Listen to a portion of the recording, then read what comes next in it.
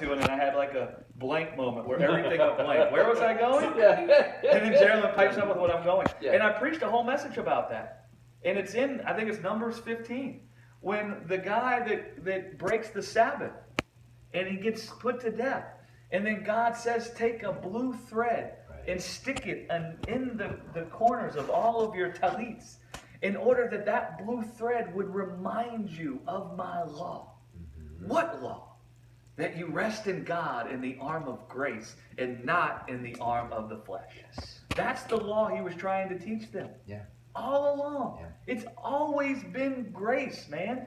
And what happens is when, and I didn't have time to get into this, but when we see the old covenant as God dealing with man differently, then we think God must have viewed man differently. And then we define the whole thing as God was angry with man in the old covenant. He was filled with retribution towards man. They weren't beautiful to him. He didn't like them. And so then that's when we build our whole gospel around God had to do something to conquer his anger. Right? Yep. That's when we see the two covenants as God dealing with people differently. That's when we start building the gospel around penal substitution.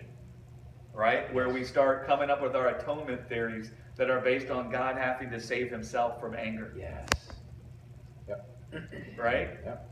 But when you see the old covenant is only talking about grace, your mind can't even consider that the cross could have anything to do with God being retributive against people. No. You could never come to that conclusion. No. You would never even entertain it. All you would see is a God of grace coming and dealing with a man in sin and death with grace, confirming everything you saw in the old. Right. And that's what Jesus saw. That's why he says, my flesh shall rest in hope. I love how Corey brought up the Psalms. There's so much Jesus in the Psalms, it's obscene. And I mean like the Spirit of the Son pouring out of David. Yeah. He says in Psalm 16, and my flesh shall rest in hope. In the midst of whatever death, because God will not suffer me to see corruption. He will not leave my soul in Hades. Yeah. And so Jesus saw that if he took sin and death upon him, God could only manifest himself towards Jesus full of grace. That caused his flesh to rest in a confident expectation that a God of grace is the God that's going to come and find me when I'm laying on the road dead because of the thief. Yeah. Yeah. That's what told him. Yeah. And so that put his flesh to rest. It put his flesh to rest. See, we could all the time talk about how we're not under the law, we're under grace. But that actually only has the ability to cause us to stop looking at our works. It doesn't actually possess the ability to cause us to go to rest. But then when we start talking about what God did, and what God thinks, those things are actually full of grace, and they'll put your flesh to rest.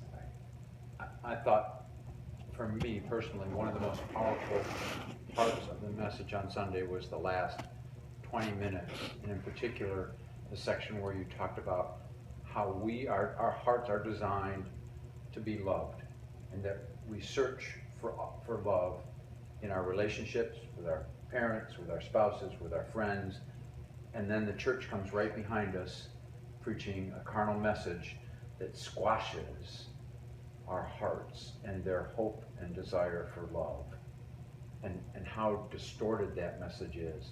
But the rest comes when you understand who the Father is and what his intention towards you. That's huge. That when I heard that, I listened to that 3 times on the way home tonight, and I was like, oh my gosh. That is so powerful because it's so full of truth first. It just is. It was amazing. I don't know if anybody else was blown away by that like I was, but it was incredible. Yeah, that's it. That's